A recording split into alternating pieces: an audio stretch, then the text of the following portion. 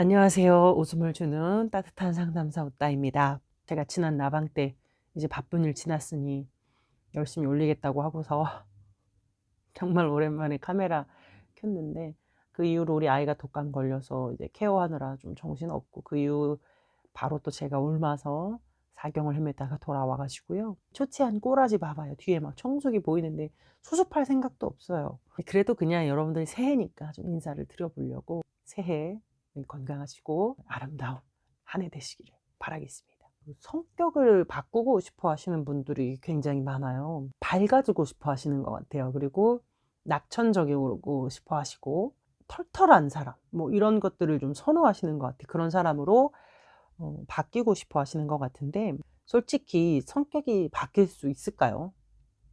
음, 바뀔 수는 있어요. 안 된다고 할 줄 알았죠? 아, 돼요, 돼. 성격은 바뀌어요. 성격은 발달이거든요, 발달. 뭐가 안 바뀌는 거냐면 기질이 안 바뀌어요. 타고난 선천적인 성향이 바뀌진 않아요. 성격을 바꾸고 싶어요라는 것도 결국에는 내 모습대로 안 살고 싶다라는 거잖아요. 왜 그럴까요? 왜? 내 모습대로 살았더니 꾸중을 많이 들었던 거예요. 그건 틀렸다라고 하고, 내 타고난 모습을 약간 부정적으로 정의당했을 경우, 예를 들어서 "넌 참 이기적이구나. 넌 참 욕심이 많구나. 넌 참 게으르구나. 넌 참 쓸데없는 생각을 해. 너는 왜 그렇게 쓸데없는 말을 하니? 넌 왜 이렇게 야무지지가 못해?" 이렇게 약간 네거티브하게 부정당한 거지, 내 본래의 모습을. 근데 사실은 그게 나쁜 점은 아니었을 거예요. 다만 나를 그렇게 부정적으로 정의하는 그 사람하고 안 맞은 거예요. 예를 들면 이런 거예요. 어떤 사람은 검은색을 좋아하는데 어떤 사람은 검은색을 싫어해요. 그러면 검은색을 좋아하는 사람은 "야 진짜 윤기 쫙 자르게 진짜 간지나게 검은색 쫙 와 멋있다." 이렇게 표현하는데, 검은색을 싫어하는 사람은 으 칙칙해 가지고 그냥 컵컵해 가지고 음침하고 "으 진짜 꼴보기 싫어." 이렇게 표현할 거 아니에요. 그러면 그렇게 부정적으로 정의당한 사람은 끊임없이 자기를 받아들이지 못하고 아마 하얀색이 되려고, 밝은 색이 되려고 애쓸 거 아니에요. 그러나 자기를 부정적으로 정의당하지 않은 사람은 '아 난 좀 괜찮은 사람이지. 아 나는 어디 가도 먹히지 뭐. 난 뭐 좋은 점 많지 뭐.' 이렇게 산단 말이에요. 그러니까 내가 성격을 바꾸고 싶다는 말은 사실은 내 타고난 모습이 잘못됐다는 뜻이 아니라 '내가 잘못 정의되었다.'라고 말하는 게 맞아요. 이거를 받아들이기까지 굉장히 오랜 시간이 걸립니다. 그리고 아파요. 왜냐면 '나 왜 그렇게 정의당했지? 누가 나한테 그렇게 뭐라 했지?' 이거를 생각하는 그 일련의 과정들이 전혀 유쾌하지가 않아요. 원망도 들어오고 미움도 들어오고 서름도 들어오고. 저는 근데 그 모든 것들을 그냥 고스란히 다 느껴봐야 된다고 생각해요. 지나갈 거예요. 다 느끼고 나면 지나가고, 비로소 내 자신을 진정으로 애도하면서 잃어버렸던 내 모습을, 그 상실했던 나 자신을 진정으로 애도하면서 다시 되찾는 순간이 올 수 있다고 저는 믿어요. 그래서 사실은 "성격 바꾸고 싶어요."라고 할 때에 정확히는 "내 진짜 모습을 되찾고 그것을 받아들이고 싶어요."라고 말하는 게 더 건강한 방향성이다. 성격을 바꾸고 싶어 하시는 분들이 상당히 많이 애를 쓰면서 살아요. 자기 존재가 부적절하지 않고 적절한 존재가 되고 싶어서 많이 애를 쓰죠. 저는 참 그런 걸 보면 굉장히 마음이 아파요. 이미 적절한데 자꾸 부적절하다고 인식하고 더 적절해지려고 하는 게 얼마나 영혼을 갈아 넣는 일이에요.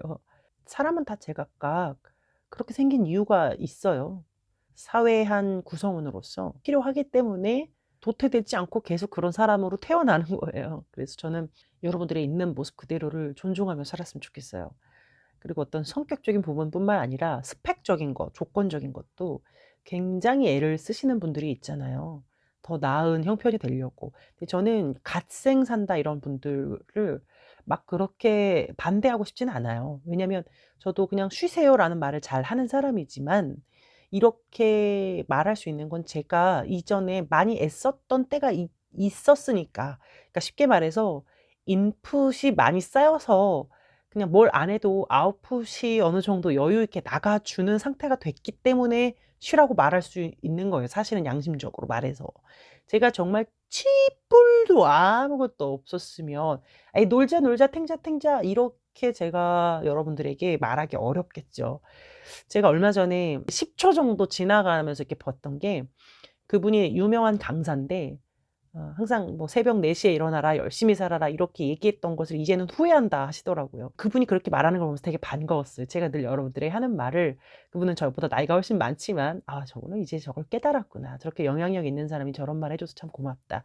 이제 그런 생각이 들어요. 왜냐하면 중년 넘어가면서부터 되게 열심히 산 사람들이 몸이 무너져요.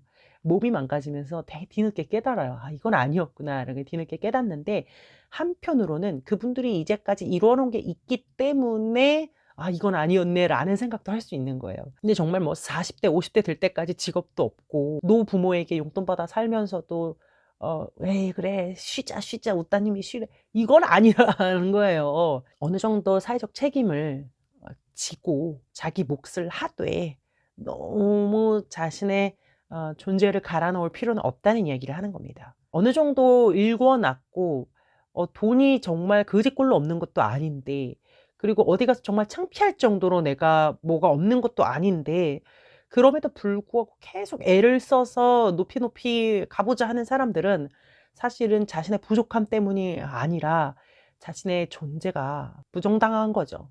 그래서 자신의 존재를 계속 증명하고 싶어요, 이 사람들은. 결국에는 마음 저변에 깔려 있는 수용되고 싶은 마음, 내지는 어렸을 때 매우 힘들었거나 가난했던 것에 대한 보상 심리, '지금 나는 그때의 형편이 아니다.'라는 것을 기억하면서 쪼끔 편안하게 가 보셔도 좋을 것 같아요. 왜냐면 계속 그렇게 갓생 열심히만 사시면 나중에 진짜 아무것도 못 해요. 아무것도 못할 정도로 심각하게 무너집니다. 내 마음도 몸뚱이도 내 가정도 많이 부서집니다. 정말이에요. 저는 너무나도 그런 사람을 많이 보거든요. 저는 정말 완벽주의적으로 열심히 살았던 과거가 있었던 사람으로서 그렇게 살아야 좀 뭐 좀 한 것 같고 쓸모 있는 인간인 것 같고 좀 이렇게 허하지 않고 막 그랬거든요. 근데 이제는 그러지 않잖아요. 근데도 제가 독감 걸려 가지고 한 2주 정도 아무것도 못 하니까 역시나 불안한 마음은 찾아와요. '와 씨 이래도 되나? 이거 진짜 책이라도 한 권 읽어야 되는데.' 하면서 누워서라도 책 몇 자 보고 사실은 좀 그랬어요. 고백할게요. 아직도 좀 남아 있죠, 생산하고 싶은 마음. 저는 그때마다 어떻게 저를 다스리냐면, 저는 딱 한마디를 떠올려요. '그래. 곧 죽을 텐데 뭐.' 항상 전 죽음이 코앞에 있다고 생각해요. 근데 이거는 제가 제 입으로 이렇게 말하기 뭐한데 지혜로운 생각입니다. 성경에서도 지혜로운 사람은 마음이 잔칫집에 가 있지 않고 초상집에 가 있대요. 죽음을 자기 앞에 있다고 생각하는 사람은 옳은 선택을 해요. 본질과 근본에 가까운 것을 선택할 수 있어요. 정말 '공부 열심히 해야지. 돈 열심히 벌어야지.' 하고 살다가 아니 일 주일 뒤에 죽으면 그게 다 뭐예요? 일 주일 뒤에 여러분 죽는다고 생각해 봐 봐요.